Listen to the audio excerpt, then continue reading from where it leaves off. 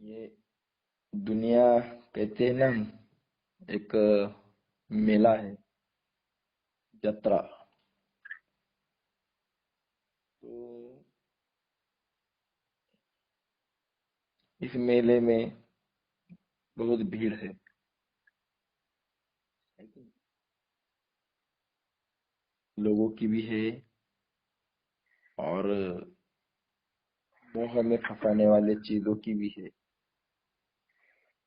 आसान नहीं है इसमें से बाहर, मोह से बाहर निकलकर भगवान तक पहुंचना। एक खेल है ये। भगवान ने मोह माया सब कुछ दे दिया, और हम उसमें अटक जाते हैं। के ऊपर आरूढ़ होकर आगे चलना है, भगवान तक पहुंचना है। और केवल पहुंचना नहीं है, तो जो लोगों को भगवान के रास्ते के बारे में पता नहीं, उनको भी भगवान तक पहुंचाना है। ये असली मनुष्य जन्म का ध्येय है, और यही लोग भूल गए हैं।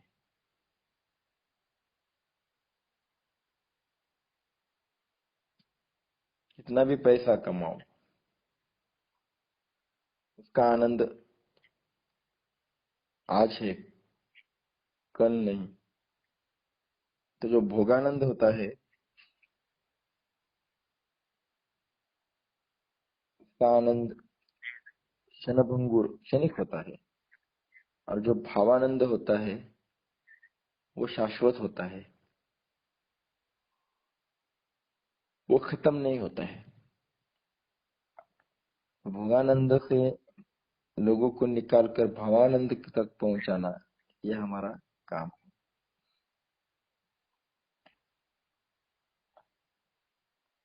तो जिन्हें दादाजी ने एक दृष्टांत दिया है। एक जगह पे मेला था, और बहुत भीड़ थी,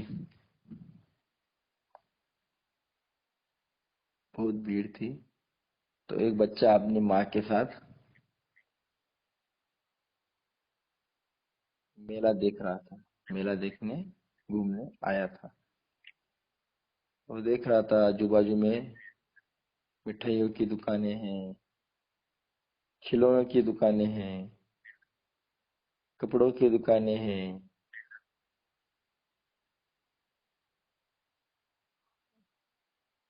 कहीं झूले लगे हैं, कहीं अलग अलग खेल लगाए हैं। सब कुछ छोटा था, अपनी माँ की उंगली पकड़कर इतनी भीड़ थी कि उस भीड़ में चल रहा था। आगे आकर देखा,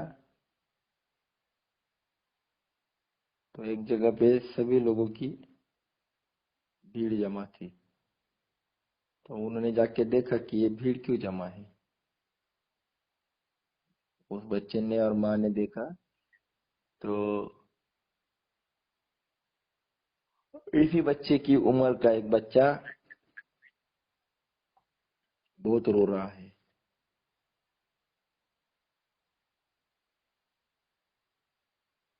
और सभी भीड़ आजू बाजू वाली उसके सामने खड़ी है। वो बच्चा छोटा है। ये लोग पूछ रहे हैं बच्चे को, तेरा नाम क्या है, कहाँ रहता है, ऐसा सब कुछ आता पता पूछ रहे थे। पर वो इतना डर गया था, और छोटा था, उस कारण वो अपना पता भी बता नहीं पा रहा था। तो इस बच्चे ने, जो माँ के साथ आया था, ने माँ को पूछा कि माँ, ये बच्चा क्यों रो रहा है।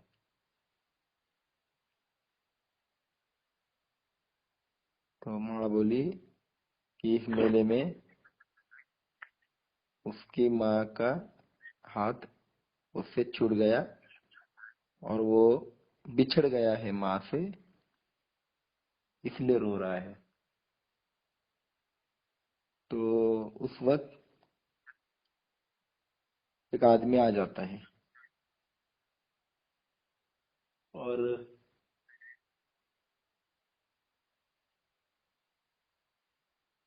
वो बच्चे को देखता है और ये सभी लोगों को कहता है कि अरे, मैं जानता हूँ इस बच्चे को, इसकी माँ को, तो मुझे पता है वो कहाँ है, मैं इसको मिला देता हूँ, आप चिंता मत करिए। तो बच्चे को उठाता है और उसकी माँ जहाँ ढूंढ रही थी बच्चे को, कहाँ गया कहाँ गया कहाँ गया, तो वो जाकर उस माँ को बच्चा दे देता है। तब उस बच्चे को और माँ को इतना आनंद, इतना खुशी मिल जाता है कि वो शब्दों में बयां नहीं कर सकते, इतने खुश हो जाते हैं। तो ये बिछड़ा हुआ बच्चा और माँ, इनको मिलाने का काम उस आदमी ने किया, और वो काम दादाजी कहते हैं कि हम लोगों को करना है।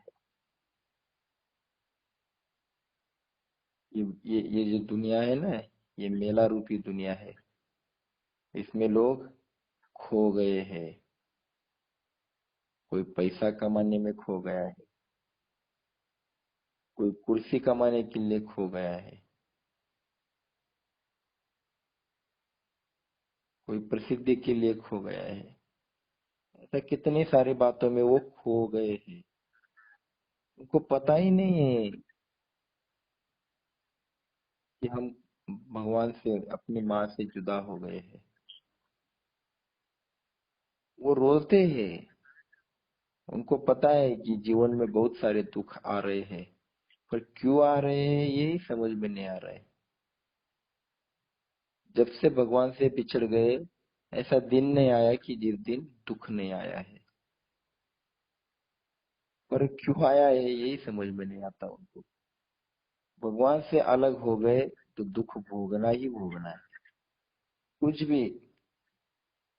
आज हमने अगर समझो 1000 रुपए कमा लिए, बहुत खुश हो गए,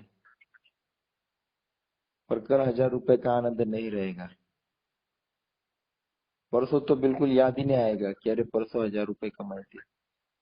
कितना भी पैसा आपके पास आ जाए, कल उसका आनंद खत्म होने वाला है। आज आपने बहुत बड़ी अच्छी गाड़ी ले ली,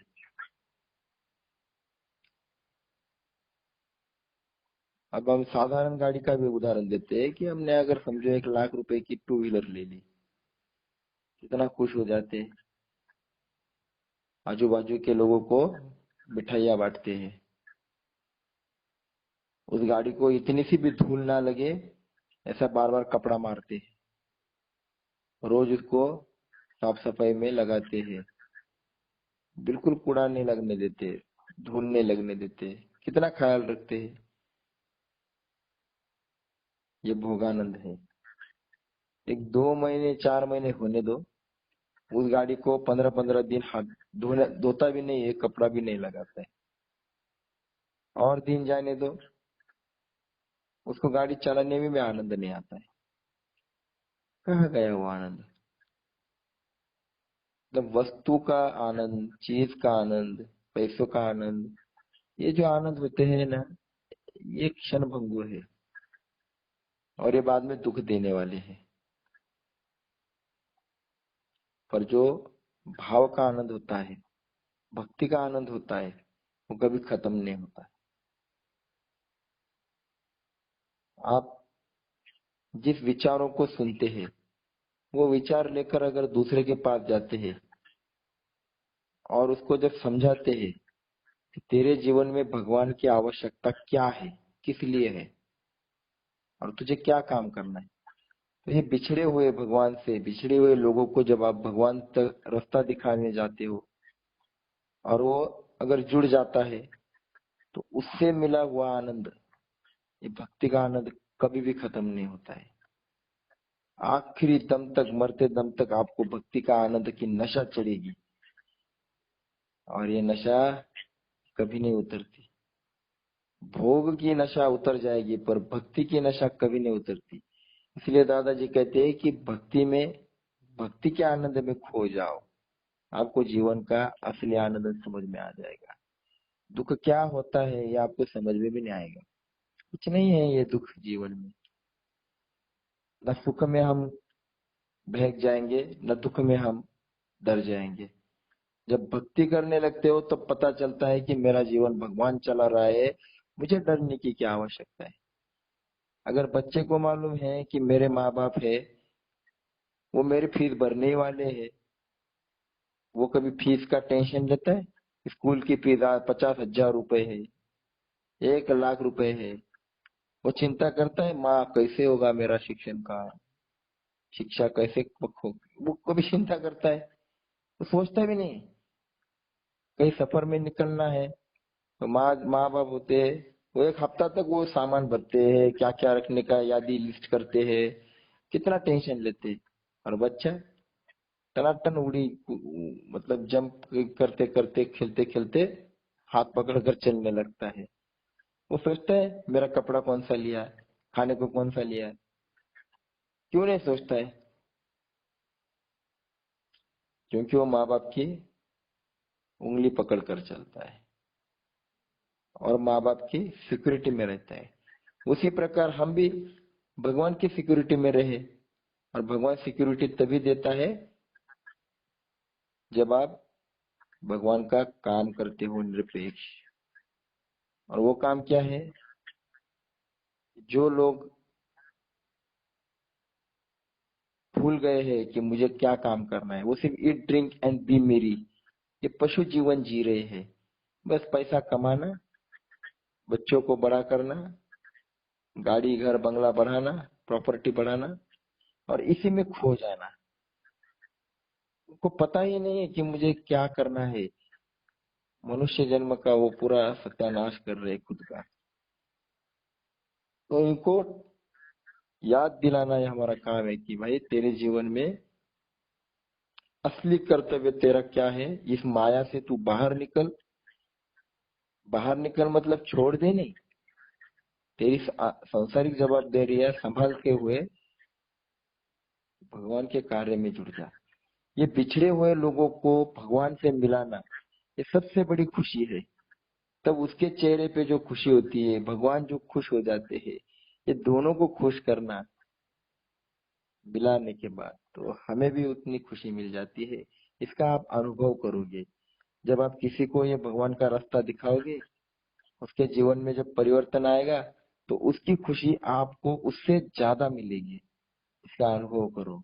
इसलिए दादाजी कहते हैं घर से बाहर निकलो। अरे नहीं, कुछ तो हफ्ते में एक आध बार तो निकलो।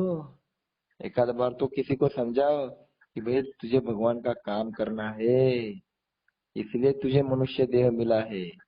खाना पीना सोना रोना ये तो सारे पशु भी कर रहे हैं। क्या तू पशु है?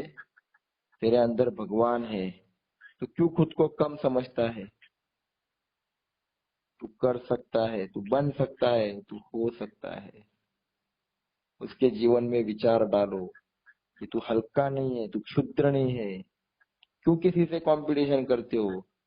उसने अगर गाड़ी ले ली तो तुझे जरूरत है तो ले, उसने प्रॉपर्टी बढ़ाई तुझे जरूरत है तो तू कर। उससे क्यों कंपटीशन करना है? कंपटीशन करना है, स्पर्धा करना है तो भगवान के कार्य में करो कि अरे उसने एक घर आज भाव फिर की, मैं 2 घर करूंगा। स्पर्धा ही करनी है, कंपटीशन करनी है तो भक्ति में करो। जीवन में सुखी होना है तो दादाजी कहते बहुत आसान रास्ता है कि भोग जीवन में, मतलब जो हम स्वार्थ के जीवन में पैसा कमाते हो, प्रॉपर्टी कमाते हो, इसमें इसमें तृप्त रहना कि मेरे पास इतना है, मैं खुश हूँ। और भाव जीवन में, मतलब भक्ति करते हो ना, तो भक्ति में अतृप्त रहना। मतलब क्या? भोग में तृप्त और भक्ति में अतृप्त रहेंगे तो सुखी बनोगे। भक्ति में अतृप्त का मतलब क्या है? मेरा पेट नहीं भरना चाहिए। आज मैंने अगर एक आदमी को भगवान का विचार दिया ना, तो मुझे लगना चाहिए कि नहीं, चलो आज और दो लोगों को बताना चाहिए था, ऐसा लगना चाहिए। तब जीवन विकास होता है। इतनी खुशी मिलती है चार लोगों को अगर निस्वार्थ भावना से हम भगवान का विचार समझाते हैं, तो अंदर का भगवान खिल उठता है। तब बाद में पता चलता है कि अरे खुशी क्या होती है, सुख क्या होता है। करके देखो, आप अगर किसी के जीवन में भगवान का महत्व समझाते हो ना, तो वो खुश हो ना हो, पर आप इतना खुश हो जाते हो। आपको पता चलता है कि भगवान तो मेरे पास ही था, मैं तो उसको दूर ढूंढने जा रहा था। इसीलिए भक्ति का आनंद लो, और भक्ति का आनंद तभी मिलता है जब निस्वार्थता जीवन में आती है और उससे ज्यादा निरपेक्षता आती है। निरपेक्ष रहो। मैं जितना काम करूंगा तो भगवान से भी अपेक्षा नहीं करूंगा कि भगवान मुझे कुछ देगा। और ये सिर्फ स्वाध्याय में मुमकिन है। बाकी सब जगह लोग स्वार्थ से जुड़े हैं। उनका कुछ ना कुछ स्वार्थ होता है। मुझे ये फायदा होगा, मेरा भला हो जाएगा, मुझे ऐसा बहुत कुछ। तो दादाजी कहते हैं, मैं स्वाध्याय कार्य ऐसा समझाता है कि तेरे कर्मों के भोग तुझे भोगने ही पड़ेंगे। तू स्वाध्याय कर ना कर, तू भगवान का काम कर या ना कर, तुझे भोग भोगने ही पड़ेंगे। अरे जहाँ अर्जुन को ने भोग से छुटकारा मिला, तो तुझे कहाँ से मिले? कर्मों से छुटकारा नहीं किसी को मिलता। अर्जुन 24 घंटा भगवान के साथ रहता था, उसके सांस में भगवान का नाम रहता था। वो सोता था ना तो सांस लेता था, तो भी उसको कर्मों को भोगना ही पड़ा। उसका पुत्र भी युद्ध में मारा गया, तो भगवान ने कहा बचाया अभिमन्यु को। और भगवान ने खुद कहा है कि मैं किसी के कर्मों में हस्तक्षेप नहीं करता हूँ। तो क्या अर्जुन नाराज हो गए? क्या उन्होंने भगवान का साथ छोड़ दिया? बिल्कुल नहीं, दूसरे दिन युद्ध में खड़े हो गए। वो ऐसा भगवान को नहीं बोले, भगवान में तुम जो कहते हो वही करता हूँ, तुम्हारे साथ, मेरे साथ आप हो, सब कुछ है। मेरे पुत्र क्यों क्यों मारा, क्यों मरने दिया? एक भी शब्द नहीं बोले हैं। इसको कहते हैं भक्त। मेरे जीवन में सुख और दुख आने ही वाले हैं, मैं भगवान का रास्ता क्यों छोड़ू? वो मेरे कर्मों के कारण आ रहे हैं। इतना मेरी निष्ठा दृढ़ होनी चाहिए कि चाहे दुनिया उल्टा पुल्टा हो जाए, पर भगवान में तेरा रास्ता नहीं छोड़ूंगा। मेरे जीवन में कितने भी दुख आ जाए, पर भगवान में तुझे नहीं छोड़ूंगा। अरे इसे कहते हैं भक्त, इसे कहते हैं भक्ति का आनंद। फिर देखो भगवान क्या क्या नहीं देता हमें। बहुत कुछ देता है, पर वो देना, वो पाने के लिए हम स्वाध्याय नहीं करते। हाँ, इसलिए भक्ति का आनंद चाहिए तो स्वाध्याय करो, त्रिकाल संध्या कभी मत भूलो। 6 महीने में तो बहुत बहुत दूर की बात है, पर हम 1 महीने के अंदर त्रिकाल संध्या को स्मरण कर सकते। त्रिकाल संध्या मतलब भगवान से अपनी आवाज पहचान हो जाना। तो ये स्मरण करो कि सवेरे उठाने वाला भगवान है, मैं उसे याद करूंगा, स्मरण करूंगा। खाने से पहले करो, याद करो, और सोने से पहले भगवान को याद करो। और यही रास्ता दूसरे को भी समझाओ। वो भी दूसरा दूसरा नहीं, मेरा भाई है, इस नाते समझाओ। तो ये भक्ति का आनंद जीवन में लो। और भगवान से बिछड़े हुए जो त्रिकाल संध्या नहीं करते हैं, जो स्वाध्याय नहीं करते हैं, उन लोगों को त्रिकाल संध्या समझाओ, स्वाध्याय समझाओ। तब देखो कि वो कितना खुश हो जाते हैं और भगवान कितना खुश हो जाता है। इन दोनों को खुश करने के लिए जो रास्ता है वो भक्ति का रास्ता है। वो स्वाध्याय की तरफ, स्वाध्याय को समझाता है। तो इसलिए हमें ये काम करना है। हमारे दिमाग में एक ही बात रहनी चाहिए कि मैं कितने लोगों को स्वाध्याय समझाऊं, कितने लोगों को भगवान से जुड़ाऊं। कुछ नहीं मिलने वाला है आप, फिर भी ये काम करना है। फिर देखो आपको क्या मिलता है। साक्षात भगवान आपके घर में आकर बैठ जाता है। और जहाँ भगवान होता है ना, वह सुख, समाधान, शांति, आत्मीयता, प्रेम भाव सब कुछ रहता है। अरे भगवान को घर लाना है तो भक्ति करो। आपके घर में भगवान विराजमान हो जाएंगे, इसका अनुभव आएगा। और ये तभी आएगा जब निरपेक्ष काम करोगे। इसलिए निरपेक्षता, निस्वार्थता ये जीवन में लाना है तो स्वाध्याय ही करना पड़ेगा। बिना स्वाध्याय जीवन में निरपेक्षता नहीं आती। तो इस मेले में बिछड़े हुए लोगों को भगवान से मिलाने के लिए हमें स्वाध्याय करना है। ये आज का पाठ याद रखेंगे। और यहाँ हम समाप्ति करते हैं आज के विचार की। जय योगेश्वर।